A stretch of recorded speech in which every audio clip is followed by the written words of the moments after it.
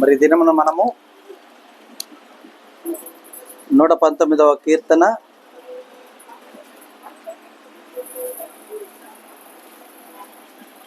65 నుండి 71 వచనాలు ధ్యానం చేసుకుందాం. 119వ కీర్తన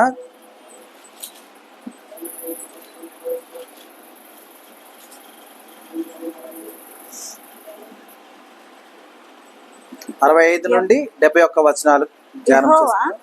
నీ మాట చొప్పున నీ సేవకునికి నీవు మేలు చేసి ఉన్నావు. నేను నీ ఆజ్ఞల యందు నమ్మిక ఉంచి ఉన్నాను. మంచి వివేచన మంచి జ్ఞానము నాకు నేర్పుము. శ్రమ కలుగ్గాక మునుపు నేను త్రోవ విడిచితిని. ఇప్పుడు నీ వాక్యమును అనుసరించి నడుచుకొనుచున్నాను. నీవు దయాళుడివై మేలు చేయుచున్నావు. నీ కట్టడలు నాకు బోధింపుము. గర్విష్ఠులు నా మీద అబద్ధము కల్పించుదురు. అయితే పూర్ణ హృదయముతో నేను నీ ఉపదేశములను అనుసరింతును. వారి హృదయము క్రొవ్వు వలె మందముగా ఉన్నది. నేను నీ ధర్మశాస్త్రమును బట్టి ఆనందించుచున్నాను.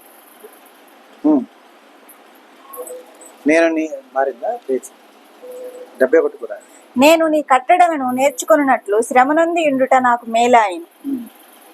మరి మనం గమనించినట్లయితే గనుక చదవబడిన లేఖన భాగాన్ని గమనించండి అమ్మా. యెహోవా నీ మాట చొప్పున నీ సేవకునికి నీవు మేలు చేసి ఉన్నావు. మరి దేవుని యొక్క మేలులు నిజంగా మనం అనుభవిస్తున్నామా లేదా? చెప్పండి అమ్మా. ఎలాంటి మేలు అనుభవిస్తున్నాం? ఎలాంటి మేలు అనుభవిస్తున్నాం?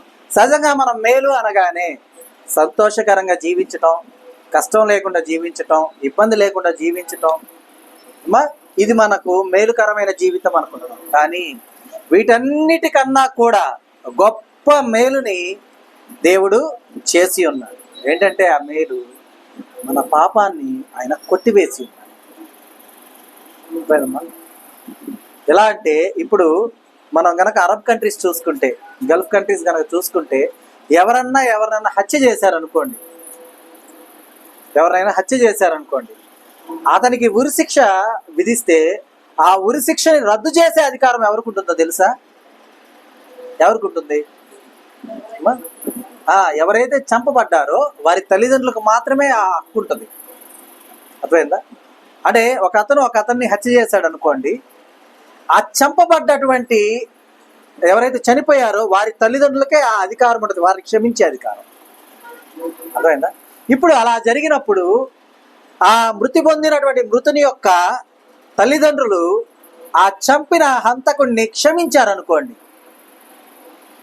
అతనికి ఉరిశిక్ష రద్దయిపోయింది, జైలు శిక్ష రద్దయిపోయింది అనుకోండి, అతనికి అది మేలా కాదా? మేలేనా? మరి చూడండి, మనమందరం కూడా యేసయ్యని చంపేశాం. మనందరం కూడా నరహంతకులం కదా. తన తండ్రి మనల్ని క్షమించారు. నిజంగా వారి చట్టం ఒకప్పుడు ఆ చట్టం గురించి వాళ్ళు ఏంది ఇలాంటి చట్టం పెట్టారు అని నేను ఆలోచించినప్పుడు అది దైవ వర్తమానమైనటువంటి చట్టంగా వారు తీసుకున్న విధానం మనం అనుకోవచ్చు. అది ఏ దేశంలో లేదు ఆ చట్టం, కానీ అక్కడ మాత్రమే ఉంది. దేన్ని అనుసరించి వచ్చారు వారు? మనం చెప్పుకుంటే యెహోవా దేవుడు తన ప్రియ కుమారుని మనం మరణానికి అప్పజెప్పి ఉండగా, నరహంతకులుగా మనం ఉండి ఉండగా, మనల్ని మరణం నుండి తప్పించిన విధానము, ఆయన మనల్ని క్షమించిన విధానము, వారు కూడా ఆ తల్లిదండ్రులకు మాత్రమే ఆ అధికారాన్ని, దేవుడు ఏ రీతిగా అయితే అధికారం కలిగి ఉన్నాడో ఆ అధికారాన్ని వారికి ఎలా ఇచ్చారో అలాగే మనకు మేలుకరమైన జీవితం మనం జీవించడానికి, నిత్యరాజ్య వారసత్వం మనం పొందటానికి తన ప్రియ కుమారుణ్ణి ఈ శుభ శుక్రవారం శిలువకు అప్పచెప్పి ఆ మరణానికి కారణమైన మనమే అని తెలిసినా కూడా మన ఎడల ఆయన ప్రేమను వెల్లడిపరిచిన విధానము ఏమైనదమ్మా? మేలుకరమైనటువంటి మన జీవితమైనది. అర్థమైందా? ఆయన మాట చొప్పున మనందరినీ కూడా ఆయన ఏం చేసి ఉన్నాడమ్మా? మనకు మేలు చేసి ఉన్నాడు. ఎందుకంటే నేను నీ ఆజ్ఞల యందు నమ్మిక ఉంచి ఉన్నాను. మంచి వివేచన మంచి జ్ఞానము నాకు నేర్పుము. సహజంగా మనమైతే ఆయన ఆజ్ఞలను అస్సలు ఫాలో అవుతామా? అయినా కూడా ఆయన ప్రేమను మన ఎడల వెల్లడిపరిచాడు. కానీ మనం చెప్పుకుంటూ ఉంటాం ఏమని, నేను నీ ఆజ్ఞల యందు నమ్మిక ఉంచి ఉన్నాను. అయితే నమ్మకం ఉంది, మనకు ఫాలో అవుతున్నామా? ఫాలో అవుతున్నామమ్మా? ఫాలో అవ్వట్లా. కానీ చూడండి, అది ఫాలో అవ్వాలంటే ఏం కావాలి మనకు? మంచి వివేచన, మంచి జ్ఞానము నాకు నేర్పయ్యా. మనం దేవుని వేడుకోవాలి, మంచి వివేచన నాకు దయచేతండి, మంచి జ్ఞానాన్ని నాకు దయచేయండి.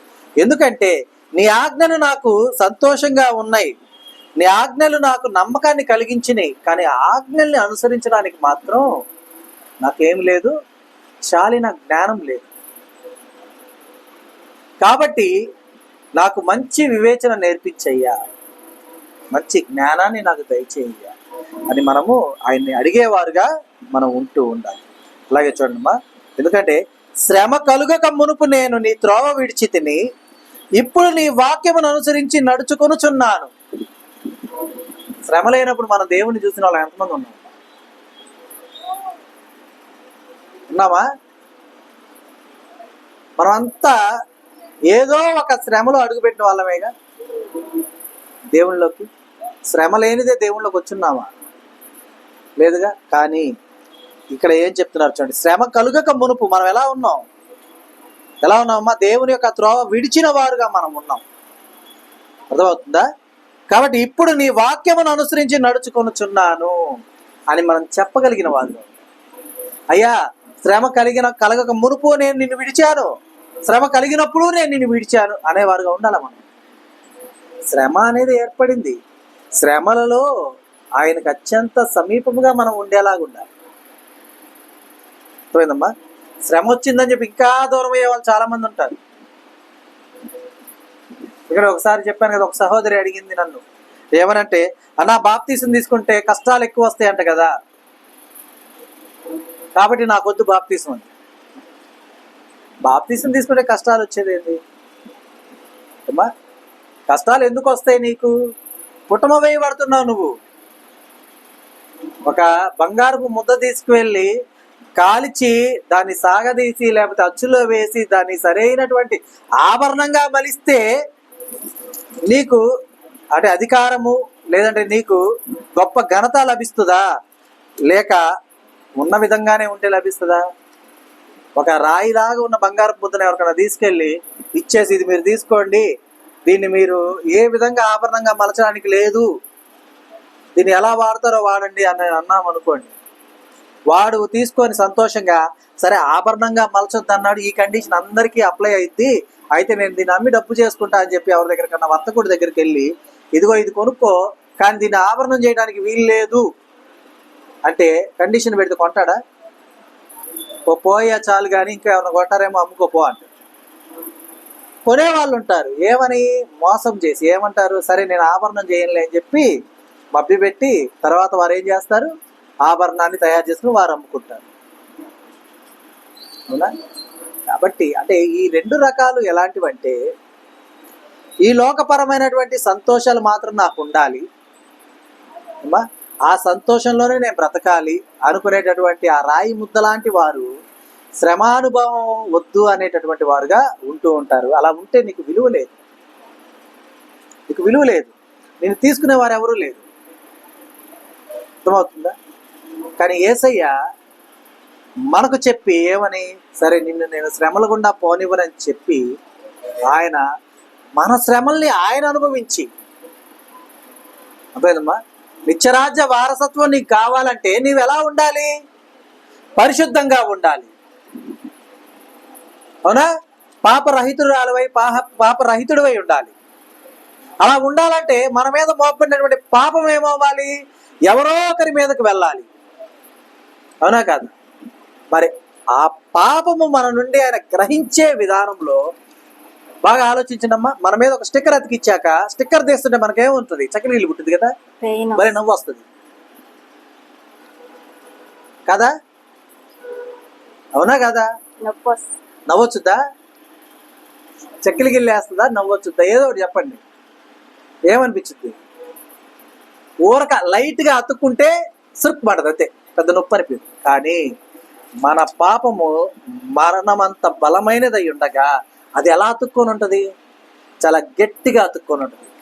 మరి ఆ పాపాన్ని లాగేసే సమయంలో, ఆ టైంలో కొద్దిపాటి నొప్పి మనకు కలగదా? కలుగుద్దా లేదా? ఆ నొప్పి వద్దు, పాపం తీసేయంటే ఎట్లా కుదురుతుంది? మనం అనుభవించే ఆ శ్రమలు అవే. మన నుండి వెళ్ళిపోతూ ఉన్నటువంటి ఆ పాపము మన దరి ఇక రాకుండా ఉండటానికి అదేం చేస్తుందంటే, యేసయ్య లాగేస్తూ ఉండగా మనల్ని విడవకూడదని చెప్పి పట్టుకున్నప్పుడు ఆయన బలంగా తీస్తూ ఉంటే ఏ రీతిగా అయితే నొప్పి పుడుతుందో ఆ శ్రమలే మనం అనుభవిస్తూ ఉన్నాం. అర్థమైందా? ఎప్పుడు దేవుళ్ళో ఉన్నప్పుడు. అయితే ఆ శ్రమ అనంతరం మనం ఎలా ఉంటాం అమ్మా? ఎలా ఉంటాం? మూతికి ప్లాస్టర్ వేసేసారు, ఆ ప్లాస్టర్ గట్టిగా లాగితే వస్తుంది. ఎట్టో కష్టం మీద లాగేశారు, నొప్పి పుట్టింది, 2 రోజులు నొప్పి ఉంది, కానీ తర్వాత 3వ రోజు నుంచి ఎలా ఉంటావు? అనుకున్నవన్నీ తినగలవా లేదా? సంతోషంగా మాట్లాడగలవా లేదా? ఆనందంగా నవ్వగలవా లేదా? నవ్వుతావా లేదా? కాబట్టి ఆ సంతోషాన్ని నీకు ఇవ్వడానికి, నీ నుండి ఉన్నటువంటి ఆ యొక్క ఇబ్బందిని తీసివేయడానికి మనకు కలిగే ఆ శ్రమ, మనం ఏం చేస్తుంటామంటే, ఈ శ్రమ నాకు వచ్చింది అనేటటువంటి క్వశ్చన్ మార్క్ వేసుకొని మనం జీవిస్తూ ఉంటాం. శ్రమ రాగాల్ని చాలా మంది అనుకుంటారా, నన్ను దేవుడు వదిలేశాడా? శ్రమ రాగాల్ని దేవుడు కూడా నన్ను ఇష్టపడట్లేదా? శ్రమ రాగాల్నే నా బ్రతుకెందుకు? శ్రమ రాగాల్ని ఈ లోకాన్ని విడిచిపోవాలి, దేవా నన్ను తీసుకెళ్ళు, మనల్ని తీసుకెళ్ళు అనే శ్రమ కూడా మళ్ళీ ఆయనకి ఇస్తాం మనం. ఆయనేమో అమ్మ నిన్ను మార్చడానికి, నీ మీద ఉన్నటువంటి పాపదోషాన్ని తీసివేయడానికి కొద్ది సమయం పట్టుద్దమ్మా, ఓపిక పట్టంటే. నేను అనుభవించలేదు, నన్ను తీసుకెళ్ళి, నువ్వు తీసుకెళ్తావా నన్ను వెళ్ళమంటావా? అమ్మా నువ్వు తీసుకెళ్తావా నన్ను వెళ్ళమంటావా అంటే ఏంటి అర్థం? అయితే నువ్వు నన్ను పరలోకానికి తీసుకెళ్తావా, లేదా నన్ను పాతాళానికి వెళ్ళమంటావా? ఇలాంటి ఆలోచనలతో మాట్లాడే వాళ్ళు చాలా మంది ఉంటూ ఉంటారు. కాబట్టి మనం అలా ఉండకూడదు. ఎందుకంటే గర్విష్ఠులు నా మీద అబద్ధము కల్పించుదురు, అయితే పూర్ణ హృదయముతో నేను నీ ఉపదేశములను అనుసరింతును. మన మీద అబాండాలు వేసే వాళ్ళు అనేకులు ఉంటారు. అర్థమైందా? ఒక్కొక్కసారి గమనించండి, మన కళ్ళు మనల్ని మోసం చేస్తాయి. మన కళ్ళు మనల్ని మోసం చేస్తాయి. ఆ మోసం చేసిన సమయంలో మన కళ్ళు మోసం చేసినాయని మనం అస్సలు ఊహించాం, అస్సలు గ్రహించాం. అర్థమైందా? ఇక అది గ్రహానికి, అంటే మన గ్రహింపుకే ఉన్నది. ఇంకా అంతగా మోసం చేయగలదు కన్ను. కాబట్టి మనం గమనించాలి, మన మీద ఎవరన్నా అబాండాలు వేసిన, నిందలు వేసిన, మన మీద చెడ్డ మాటలు పలికినా ఎవరు కంగారు పడాల్సిన పని లేదు. ఎందుకంటే నువ్వేం చేస్తున్నావు? పూర్ణ హృదయముతో దేవుని యొక్క ఉపదేశములను అనుసరిస్తూ ఉన్నప్పుడు నీకేమైద్దమ్మా? ఇబ్బంది అయిద్దా? కష్టమైద్దా? కష్టమైద్దా?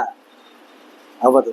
కాబట్టి ఎవరో అన్నారని చెప్పేసి మనసుని ఇబ్బంది పెట్టుకొని బాధపడిపోతూ, అదే ఆలోచిస్తూ అలాగే ఉండిపోతూ ఉంటే, దేవునికి ఇవ్వాల్సిన హృదయంలో, అంటే ఆయనకి మన తలంపులు దేవునికి ఇవ్వాల్సినవి ఉండగా వాటిని ఇవ్వలేని పరిస్థితిలో ఉంటే ఎట్లా? చెప్పండి. చెప్పండమ్మా. ఒకసారి అంట, ఒక చిన్న ఎగ్జాంపుల్ చెప్తా. ఒక బిగ్ షాట్, అంటే మల్టీ మిలియనియర్, తన ఆఫీస్లో నుంచి హడావిడిగా వెళ్ళటానికి అని చెప్పేసి ఎయిర్పోర్ట్కి టైం అయిపోయింది, ఆయన చూసుకోవాలా, వేరే దేశానికి వెళ్ళాలా. అక్కడి నుంచి ఆయన టైం చూసుకోకుండా మీటింగ్ కొనసాగిస్తున్నాడు. ఇక కొద్ది టైమే ఉంది. ఆయన గబగబా లిఫ్ట్లోంచి కిందకు వచ్చేసాడు. అయితే ఆయన కార్ పార్కింగ్లోంచి తీసుకురావడానికి 10 నిమిషాలు టైం పట్టుద్దని, ఈ 10 నిమిషాల్లో ఫ్లైట్ మిస్ అయిపోయింది అని చెప్పి ఆయన ఏం చేశాడంటే ఒక ట్యాక్సీ ఆపి ఎక్కేస్తాడు. ట్యాక్సీ ఆపేసి ఎక్కేసి వాళ్ళు అట్లా ట్రావెల్ అయ్యి వెళ్తూ ఉండగా, ఎయిర్పోర్ట్కి వెళ్తూ ఉండగా, ఈలోపు ఒక వెనక నుంచి స్పీడ్గా వచ్చిన కారు ఒకటి వచ్చి ముందు ఆగు. ఆ కారుకి ముందుగా అట్లా ఆపి కారులోంచి ఒక అతను సూట్ వేసుకున్న అతను దిగి వచ్చి డ్రైవర్ని నానా భాషలు తిట్టి, బూతులు తిట్టి అక్కడి నుంచి వెళ్ళిపోతాడు. వెళ్ళిపోయిన తర్వాత అప్పుడు దాకా వెనక్కి కూర్చున్న మల్టీ మిలియనీర్, అతని ఫ్లైట్ గురించి ఆలోచిస్తూ కూర్చున్న ఆయన, ఇక అతడు వెళ్ళిపోయాక ఇతను అడుగుతాడు, అదేంటి బ్రదర్, ఆయన తిట్టిపోతుంటే నువ్వేంటి అసలు ఏం మాట్లాడలేదు, ఎందుకని సైలెంట్గా ఉన్నావు అంటే ఆయన ఒకటే మాట్లాడతాడు. ఏమంటే, సార్ నేను పొద్దున్న లేచినప్పటి నుండి రాత్రి ఇంటికి వెళ్ళి పడుకునే వరకు ఎవరో ఒకరు ఇలాంటి వాళ్ళు తగులుతూనే ఉంటారు. ఇప్పుడు అతను నన్ను అన్నాడని నేను అతన్ని అతని గురించి నేను ఆలోచిస్తూ, నన్ను ఎందుకు అన్నాడని నేను అతన్నే ఆలోచిస్తూ, అంటే ఇక ఈ లైఫ్ ఇక్కడ ఉన్నటువంటి ఈ రోజంతా నేను పని చేయలేక అదే ఆలోచనలో ఉండిపోయి కృంగిపోతే నేను సంపాదించలేకపోతే నా కుటుంబ పోషణ తగ్గిపోద్ది. కాబట్టి ఎవరు ఏమన్నా నేను పట్టించుకోను, నా పాటికి నేను వెళ్ళిపోతూ ఉంటాను. ఎందుకంటే రేపటి రోజున ఒకవేళ అతను తప్పు తెలుసుకొని నా దగ్గరకు వచ్చి సారీ చెప్పాడు అనుకోండి, నేను అతన్ని ఏమైనా అనుంటే, నేను అతన్ని ఏమైనా మరలా అతను అనేటప్పుడు నేను అంటే అతడు సారీ చెప్పాలి అని అనుకున్నాక నేను అన్న మాటలు గుర్తొస్తే నాకు సారీ చెప్తాడమ్మా? ఇప్పుడు మన తప్పేం లేకుండా మనం వెళ్తూ ఉన్నప్పుడు ఎవరిని వచ్చి మనల్ని ఊరక తిట్టి వెళ్ళిపోయారు పోతే పోయాడు లేని మనం గమ్ముకుంటే పర్లా.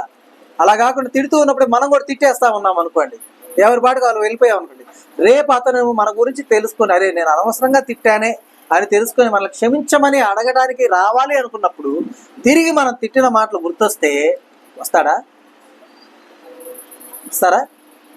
కాబట్టి ఎవరో మనల్ని ఏదో అంటున్నారని చెప్పేసి, ఎవరెవరో ఏమేంటియో మన మీద అభాండాలు వేస్తున్నారని చెప్పి వాటి గురించి ఆలోచిస్తూ వాటినే తలుచుకుంటూ దేవుడికి ఉన్నటువంటి విలువైన అవకాశం మనలో, అంటే ఆయన్ని తలంచుకునేటటువంటి గొప్ప అవకాశాన్ని కోల్పోయేవారుగా మనం ఉంటూ ఉంటాం.